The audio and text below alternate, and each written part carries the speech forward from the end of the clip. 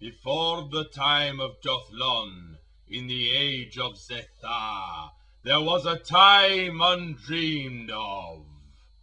A time of fire and great worms, dragons, the vampires, and of riches and women of untold beauty.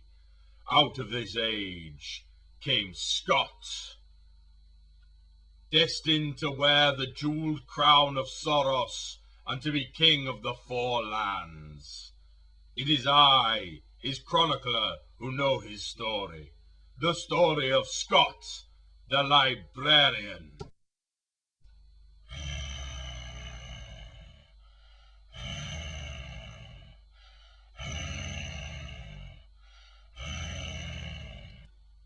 Like many a king before him, Scott was filled with a madness.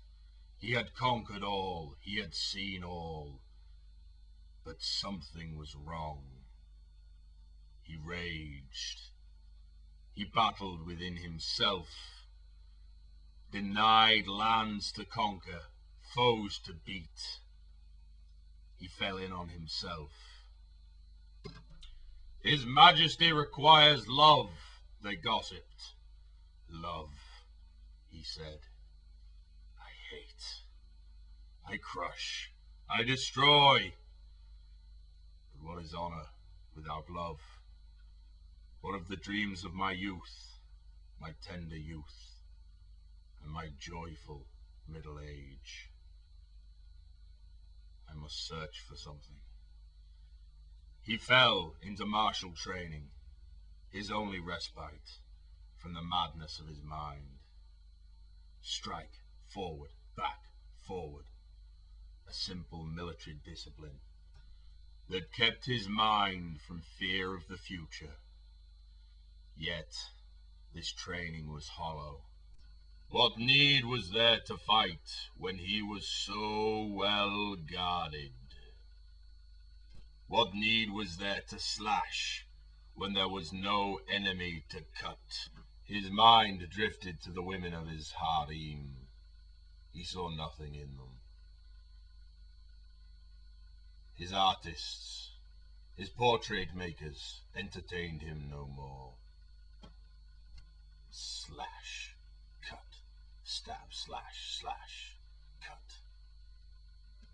Even the language of love itself was corrupt to his eyes. A powerful magician, pulling on eldritch powers far beyond the understanding of ordinary man.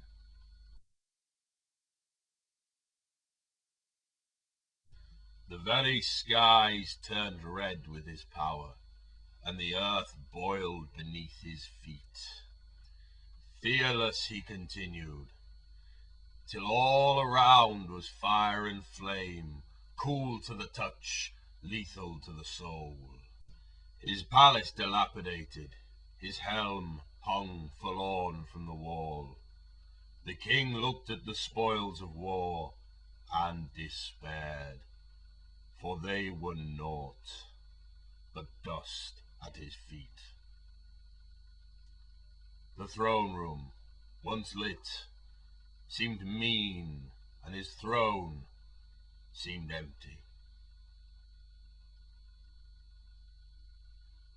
The scenes of his debaucheries disgusted him, the filth, the mess.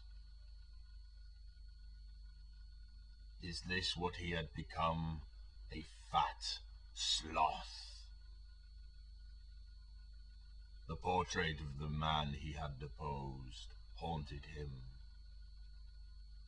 Taking one last look around his armory, his weapons,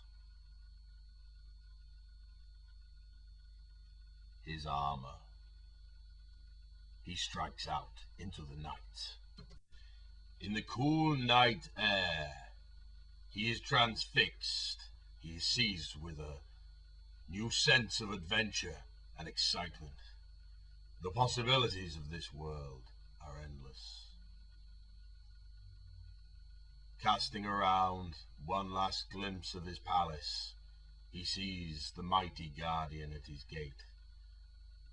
He sees his one true vice: rage. Rage! Rage!